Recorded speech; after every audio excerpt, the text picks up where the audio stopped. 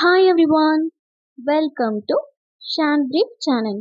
இன்னைக்கு நம்ம சேனல்ல என்ன வீடியோ பார்க்க போறோம் அப்படின்னு பார்த்தீங்கன்னா எம்எஸ் வேர்ட் பத்தி தான் பார்க்க போறோம். வாங்க ஸ்டார்ட் பண்ணலாம். இன்னைக்கு என்ன டாபிக் பத்தி பார்க்க போறோம் அப்படின்னு பார்த்தீங்கன்னா இன்சர்ட் டேப்ல இருக்க புக் மார்க் பத்தி தான் இன்னைக்கு வீடியோல பார்க்க போறோம்.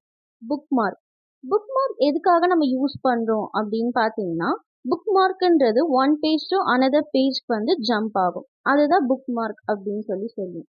இப்போ பாருங்க, நான் ஒரு பிடிஎஃப் மாதிரி வச்சிருக்கேன். மொத்தம் இந்த பிடிஎஃப் பார்த்தீங்கன்னா 8 பேஜஸ் கிட்ட இருக்கு. இதுல பார்த்தீங்கன்னா இப்போ பாருங்க, நான் ஸ்க்ரோல் பண்ணும்போது நிறைய டாபிக்ஸ், நிறைய ஹெட்டிங்ஸ் இருக்கு. அதுக்குள்ளேயே சப் ஹெட்டிங் சொல்லிட்டு நிறைய இருக்கு. இப்போ இது எல்லாமே எனக்கு வந்து ஒன்று ஒன்றா ஸ்க்ரோல் பண்ணி என்னால் படிக்க முடியாது. எனக்கு இம்பார்ட்டண்டாக ஒரு ஹெட்டிங் மட்டும் எனக்கு படித்தா போதும். இப்போ எக்ஸாம்பிளுக்கு வந்து என்னன்னு பார்த்தீங்கன்னா ஃபர்ஸ்ட் இம்பார்ட்டன்ட் சொல்லியிருக்கா, ஃபர்ஸ்ட் இந்த ஹெட்டிங்ல இருக்கிறத மட்டும் எனக்கு படித்தா போதும். அப்போ நான் என்ன பண்ணுறேன்னா ஃபர்ஸ்ட் இந்த ஹெட்டிங்கை மட்டும் நான் செலக்ட் பண்ணிக்கிறேன். ஸோ இந்த ஹெட்டிங் செலக்ட் பண்ணிவிட்டு புக் மார்க் கிளிக் பண்ணுறேன்.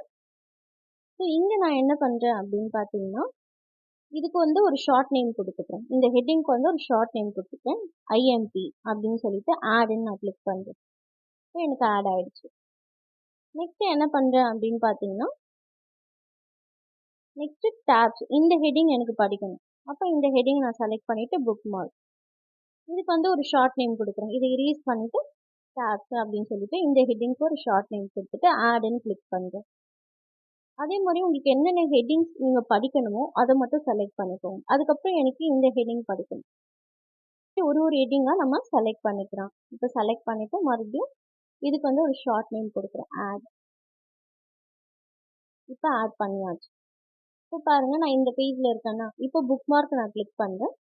இப்போ எனக்கு எந்த பேஜ் படிக்கணும்னு பார்த்தீங்கன்னா இம்பார்ட்டன்ட் சொல்லி நான் ஷார்ட்டாக இங்கே எழுதியிருக்கேன்ல ஐஎம்பின்னு சொல்லிட்டு, இப்போ இந்த பேஜில் இருக்க டாபிக்ஸ் பற்றி நான் படிக்கணும்.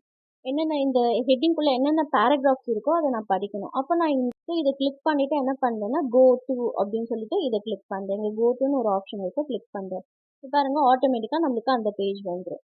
அதே மாதிரி இப்போ எனக்கு டேப்ஸ்ன்ற பேஜ் போகணும். டேப்ஸ்ன்னு நான் கிளிக் பண்ணிவிட்டு கோ டு அப்படின்னு கிளிக் பண்ணனா எனக்கு அந்த பேஜ்க்கு வந்துடும். இப்போ பாருங்கள், அந்த பேஜ்க்கு எனக்கு வந்துடுச்சு. நெக்ஸ்ட் எனக்கு எந்த பேஜ் போகணும் அப்படின்னு பார்த்தீங்கன்னா ஆட் கொடுத்துருக்கேன், ஆடுன்ற பேஜ் போகணும். ஆடை கிளிக் பண்ணிவிட்டு கோ டு.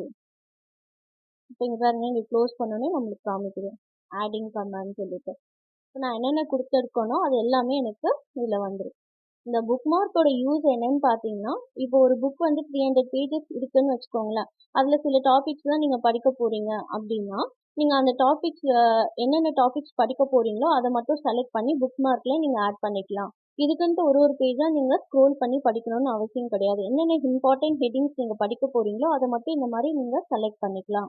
அதுக்காக யூஸ் பண்ணுறது தான் வந்து என்னென்னு பார்த்தீங்கன்னா புக் மார்க்.